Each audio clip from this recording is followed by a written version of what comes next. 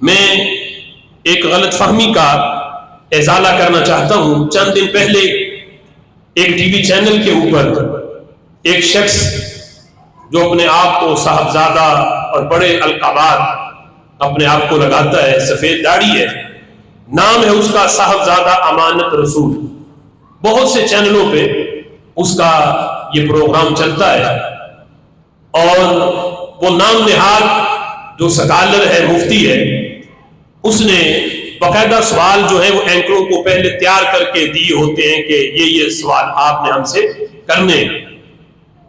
اب اس سے یہ سوال پوچھا گیا کہ یہ جو حدیث ہے، یہ جو کہا جاتا ہے کہ رسول اللہ صلی اللہ تعالی علیہ وسلم جب دوپہر کے وقت آپ باہر تشریف لاتے تو بادل آپ پہ سایہ کرتے، یا اعلان نبوت سے پہلے بھی وہ روایتیں، وہ احادیث ہیں کہ جن میں بادل جو ہے وہ آپ پہ سایہ کرتا۔ اس شخص نے کثیر احادیث جو کثیر کتب کے اندر موجود ہے، امام بخاری نے بھی اس حدیث کو نقل کیا، دیگر محدثین نے بھی اس حدیث کو لکھا، بڑی معتبر کتب کے اندر پاورفل اسناد کے ساتھ یہ واقعہ، یہ احادیث موجود ہیں کہ یہ رسول اللہ صلی اللہ تعالی علیہ وسلم کا عظیم معجزہ ہے، اور آپ کی یہ شان ہے کہ جب بھی آپ یعنی دوپہر کے وقت باہر آتے تو بادل آپ پہ سایہ کرتا۔ یہ ہمارے آقا کی شان ہے۔ لیکن اس نے کہا کہ اس طرح کے واقعات جو ہیں یہ مستند جو ہے وہ روایت سے ثابت نہیں ہے، صرف سیرت ابن ہشام کے اندر یہ روایت ہے، اور وہ بھی کوئی اتنی مضبوط نہیں ہے، لہٰذا اس طرح کے روایات اور واقعات بیان نہ کیے جائیں۔ یعنی اس نے بالکل سرے سے انکار کر دیا نبی پاک علیہ الصلوۃ والسلام کی اس شان کا۔ ہم اپنے اس اجتماع جمعہ کے ذریعے اور اپنے چینل کے ذریعے اس تک یہ پیغام پہنچانا چاہتے ہیں کہ تحقیق کرنے کی اور بڑی جگہ ہے۔ اگر تمہیں اتنا مفکر بننے کا شوق ہے، اتنی تمہیں مشہوری کا شوق ہے، تو اور بڑے محاذ ہیں، وہاں کام کرو، وہاں اپنی تحقیقیں پیش کرو۔ نبی پاک علیہ الصلوۃ والسلام کی شانوں کا انکار کر کے اور آپ کے معجزات کا انکار کر کے مشہور ہونا، ایسی مشہوری پہ ہم ہزار بار لعنت بھیجتے ہیں کہ پہلے تو نے اپنا چینل بنایا تھا، تو مشہور نہیں ہو سکے، اب تو نے اینکر خریدے کہ مجھے چینلوں پر بٹھاؤ، اور پھر سوال ایسے دیے کہ یہ سوال مجھ سے پوچھو گے، میں جواب دوں گا تو میری مشہوری ہوگی۔ چند فالووروں کی خاطر اور مشہوری کی خاطر نبی پاک علیہ الصلوۃ والسلام کے معجزات کا انکار کرنا، یہ حماقت ہے۔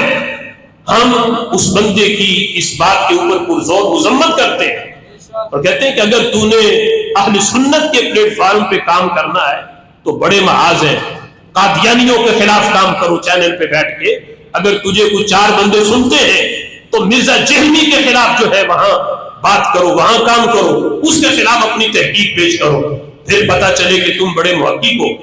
بقیہ رہا نبی پاک علیہ الصلوۃ والسلام کی مقدس ذات پہ بادلوں کا سایہ کرنے والا معاملہ، تو یہ اتنی احادیث ہیں، اگر ہم بیان کرنا شروع کریں تو 3-4 گھنٹے بھی کم ہے۔ انشاءاللہ ہم باقاعدہ موضوع رکھ کے اس کو بیان کریں گے۔ رسول اللہ صلی اللہ تعالی علیہ وسلم کی ذات کو ذات رہی، ہم کہتے ہیں محبوب کے منہ مبارک آپ کے پیکرے نور سے جدا ہو جائیں، وہ بھی دھوپ میں آتے ہیں تو بادل ان پہ بھی سایہ کرتے ہیں۔ ہم کہتے ہیں تم کتنے جاہل ہو، اور تجھ سے کہیں اچھے وہ شاہ عبد الرحیم رحمت اللہ علیہ کے دور کے وہ منکر تھے کہ جن کا یہ عقیدہ تھا کہ اگر بال حضور کے ہیں تو دوپہر میں بھی یہ دھوپ میں نہیں رہ سکتے، بادل سایہ ضرور کرے گا۔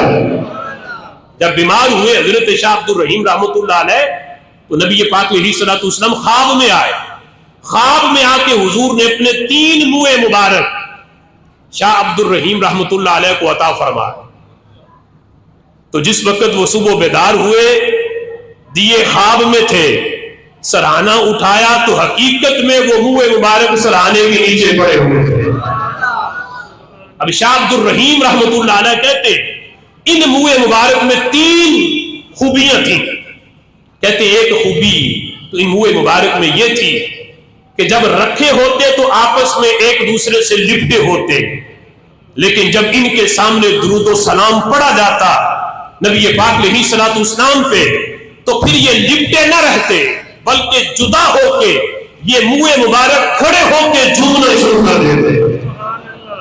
پڑھیے جدو درود تے زلفاں جھوم دیاں، پڑھیے جدو درود تے زلفاں جھوم دیاں، ویکھے عجب خزائل نے تیریاں زلفاں دے. کہتے یہ پہلی خوبی. دوسری خوبی یہ تھی کہ 3 منکر شاہ عبد الرحیم رحمۃ اللہ علیہ کے پاس آئے. انہوں نے آ کے کہا کہ یہ کیسے ہو سکتا ہے کہ خواب میں آ کے کوئی منہ مبارک دے؟ خواب تو خواب ہوتی ہے، پھر حقیقت میں بھی وہ منہ مبارک پائے جائیں. دیے خواب میں ہیں، حقیقت میں کہاں سے آ گئے؟ ہم نہیں مانتے. تو شاہ عبد الرحیم نے بڑے دلائل دیے. انہوں نے کہا نہیں، ہم جو ہے تجربہ کریں گے، امتحان لیں گے، آزمائش کریں گے. کیا؟ فرمایا دوپہر کے وقت ان منہ مبارک کو باہر لاؤ، اگر تو بادل نے سایہ کر دیا تو ہم سمجھیں گے یہ محبوب کے ہیں. شاہ عبد الرحیم کہتے پہلے میں مان نہیں رہا تھا کہ یہ بے ادبی ہے، گستاخی ہے کہ حضور کے بالوں کو بھی آزمایا جائے، لیکن جب وہ باز نہ آئے تو میں نے حضور کے منہ مبارک پکڑ کے دوپہر کے وقت جب میں باہر لایا تو دور تک بادل کا کوئی نام و نشان نہیں تھا، لیکن جب منہ مبارک باہر آئے تو کہیں سے بھاگتی ہوئی بدلی آئی اور محبوب کے منہ مبارک پہ سایہ کر دیا. کہتے ایک منکر فوراً مان گیا، بقیہ 2 نے کہا کہ نہیں، اتفاق ہے، اتفاقاً بدلی آ گئی ہے، یہ قصدن نہیں آئی. شاہ عبد الرحیم کہتے کوئی بات نہیں. کہتے میں دوسری بار پھر لایا، پہلے بدلی کا نام و نشان نہیں تھا، لیکن جب دوسری بار پھر لایا گیا بدلی نے پھر آ کے سایہ کر دیا. کہتے دوسرا پھر مان گیا، تیسرا پھر منکر رہا، کہا کہ یہ اتفاق ہے، قصدن ایسا نہیں ہوا. شاہ عبد الرحیم کہتے جب میں تیسری مرتبہ پھر لایا بدلی پھر بھاگتی ہوئی آئی، محبوب کے منہ مبارک پہ سایہ کر دیا. ہم کہتے ہیں اور صاحب زادہ امانت رسول صاحب تم ان منکروں سے سیکھ لیتے. محبوب کی ذات تو ان کی ذات کا معاملہ تو بڑا اونچا ہے.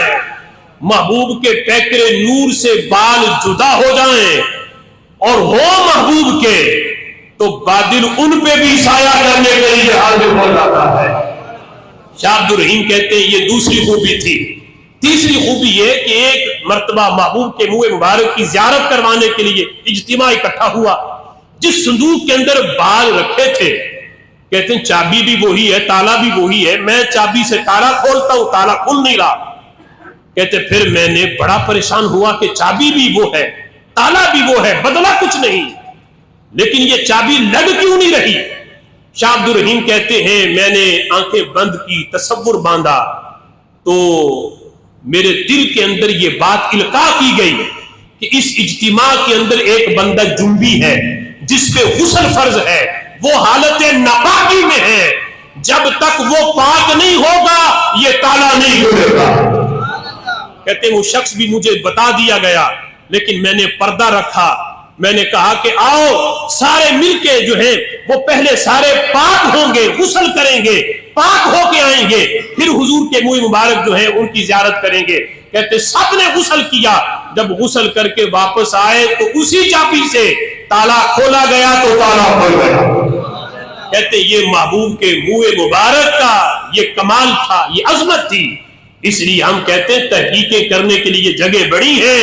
محبوب علیہ الصلوۃ والسلام کے فضائل و کمالات میں اگر حدیث کوئی ضعیف بھی ہو تو وہ بھی معتبر ہے، اس لیے کہ اس سے کوئی شرعی مسئلہ ثابت نہیں ہو رہا جس سے حدیث مشہورہ جو ہے وہ بیان کی جائے یا حدیث متواترہ بیان کی جائے.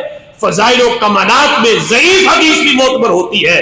ہاں موضوع نہ ہو، یہ معاملہ تمہارے اوپر ہم چھوڑتے ہیں. اگر تم یہ کہو کہ اس واقعہ کا کوئی سر پیر ہی نہیں، تو محبوب کی یہ جو جس حدیث کے اندر یہ ذکر آیا کہ بادل سایہ کرتا تھا، ہمارا یہ چیلنج ہے تمہیں کہ اس حدیث کو، ان روایتوں کو موضوع ثابت کر کے بتاؤ. اگر تم نے موضوع ثابت کر دیا تو ہم دوبارہ جمعے کے اجتماع میں اپنے اس موقف سے رجوع کریں گے، وگرنہ تمہیں ماننا پڑے گا کثیر محدثین جس بات کو روایت کریں وہ حدیث ضعیف بھی ہو تو اس کا ذوف ختم ہو کے وہ حدیث